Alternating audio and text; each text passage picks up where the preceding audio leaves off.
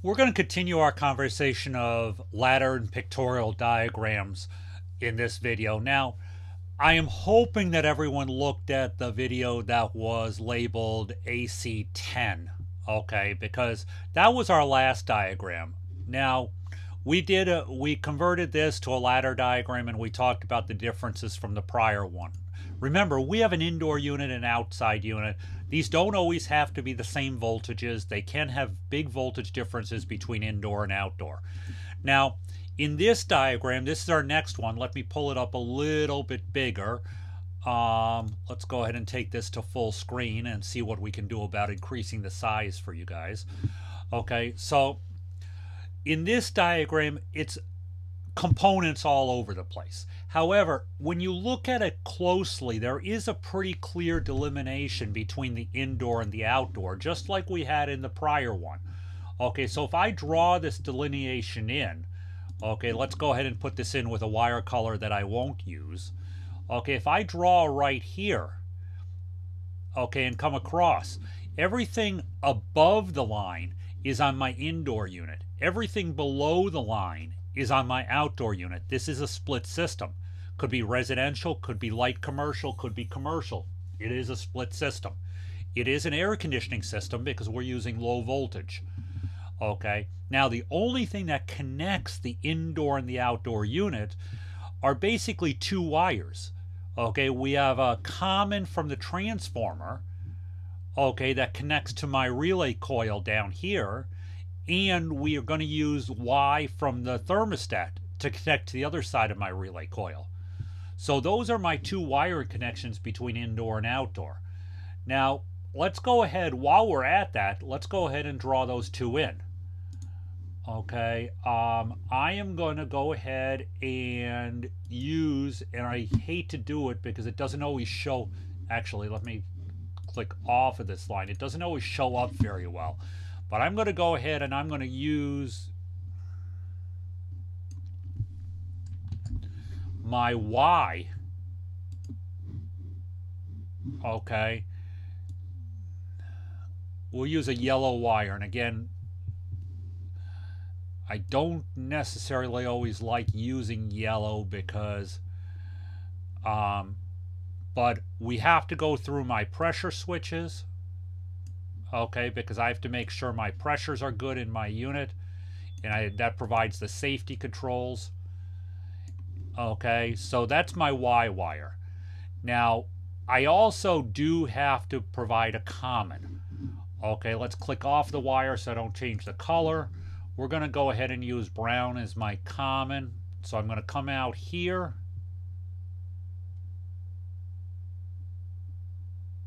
The reason I like using different colors is that sometimes I have to cross wires because, again, this is not a ladder schematic. This is a pictorial. So we're going to cross wires here.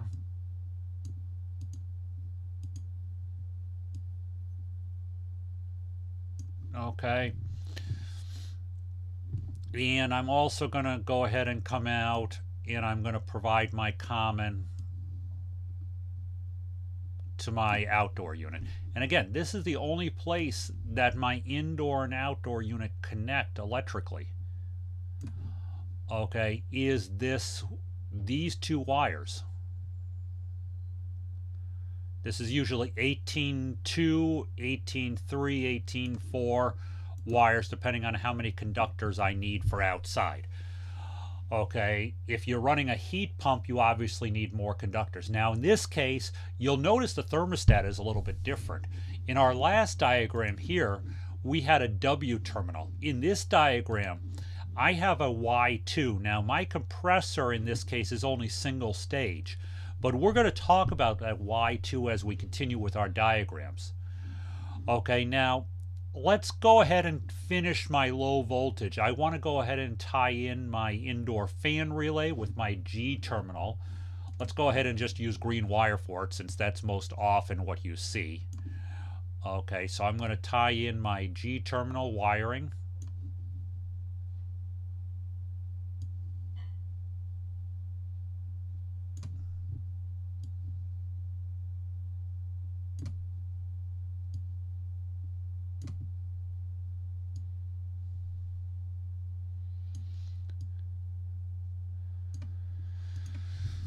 Okay, so now we have one more wire we need to do on my low voltage side. Okay, I have to bring in red.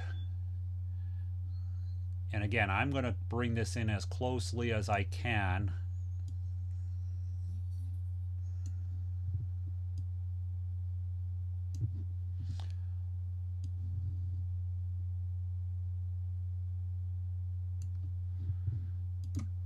Okay, that's my low voltage side. Thermostat calls for cooling. G is energized, energizes, or R to G is closed, energizes the indoor fan motor relay, and that will close those relay contacts. At the same time, as long as the pressure switches are closed, we're going to energize the contactor coil. Okay, down here. And everything loops back to common. Okay, so that's my low voltage connection. Notice there's only 2 wires that are crossing between the indoor unit and the outdoor unit. So let's take a look at my line voltage. Okay. Notice I have a center tap transformer here on the primary side. This is actually pretty important. When you connect a transformer, make sure you're looking at the voltages. Okay, because there's a big difference between 240 and 208 with the output voltages. This is telling me this is a 208 volt AC circuit. So we need to go ahead and make sure we connect the transformer to the 208 side. Now I'm going to go ahead and take L2 over here. Okay. I'm just going to connect this L2 to common. Okay, then I'm going to come out from my transformer.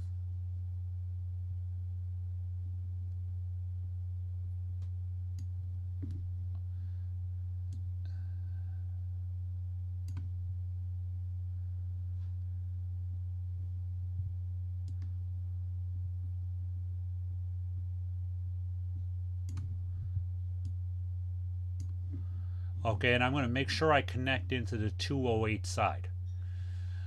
Now, I'm also going to connect my indoor fan.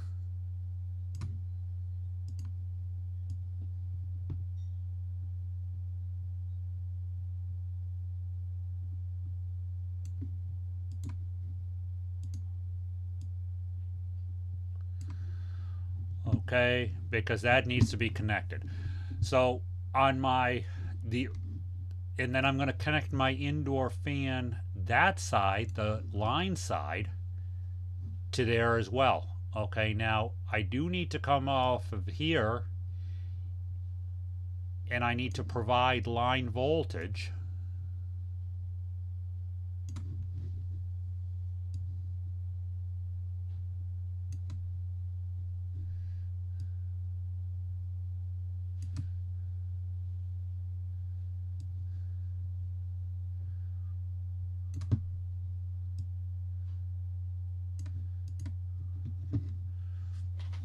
Okay, to there.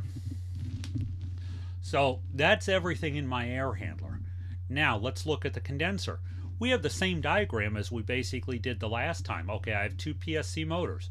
We're going to connect the run to the run, start to the start, because these are PSC motors, so that capacitor's in the circuit all the time. Okay, I'm going to use T2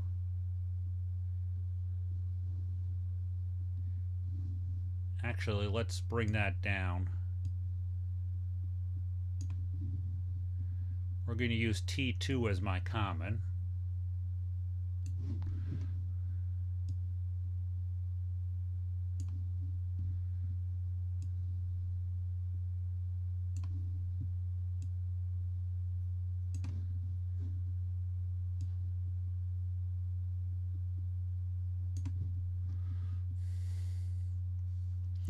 And then we're going to use T1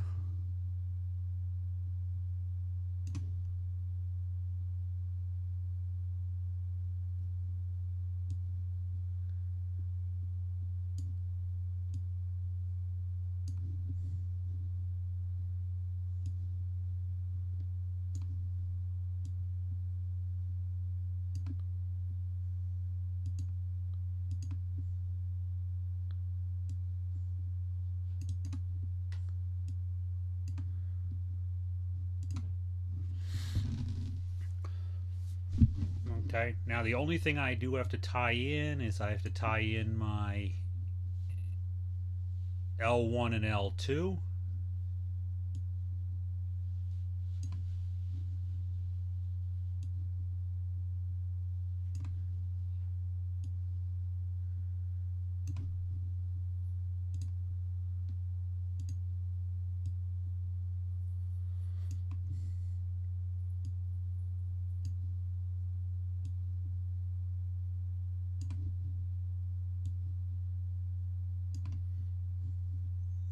Okay.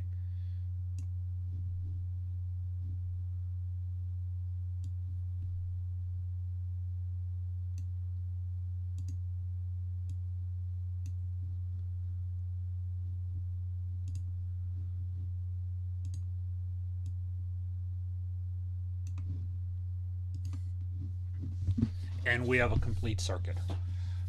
So when we look at this, again, we have a lot of wires.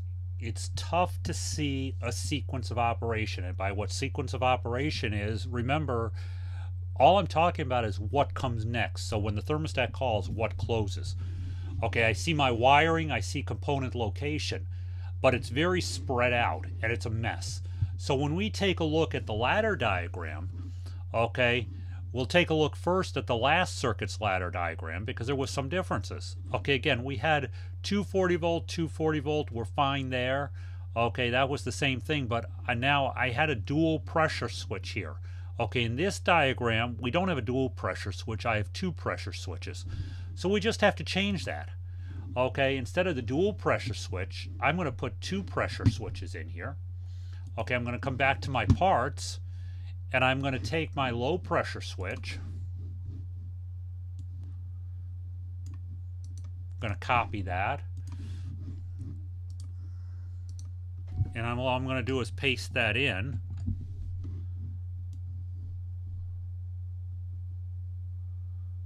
Okay, and then I need to take my high pressure switch and do the same thing.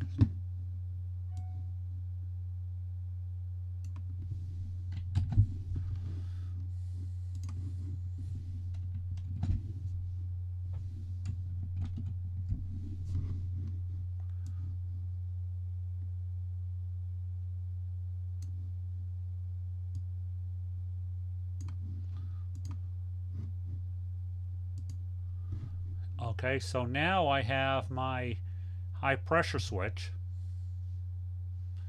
Okay, so we still have the same diagram. Okay, let me label this because otherwise I'm going to forget to label it and that would be bad. Oops, and I grabbed the wrong pressure switch. So let me undo that. Let me grab the correct pressures.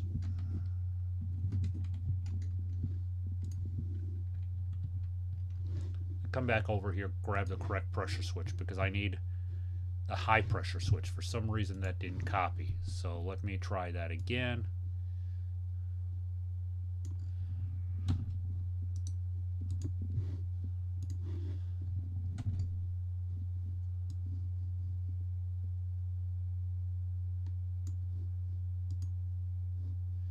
Okay, and then let's just make sure that I have a... It shows that I have a connection there.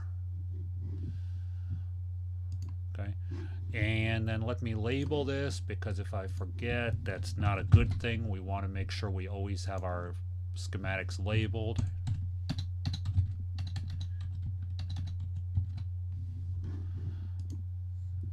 Okay, and again I have RC and RC.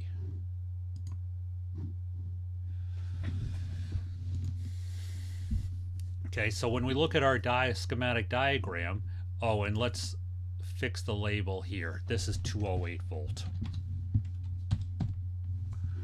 And while I can't totally fix the diagram here, we're just going to put on it 208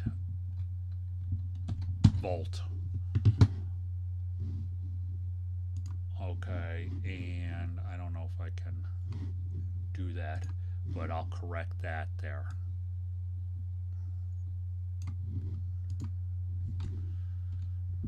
Okay, So when we look at our schematic diagram, this diagram is a lot easier to read than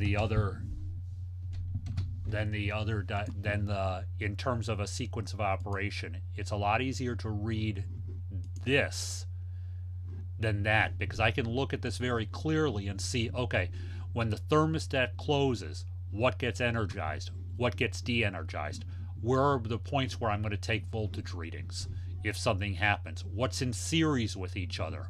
It's laid out very well from a troubleshooting standpoint, and that's what I want for ladder schematics.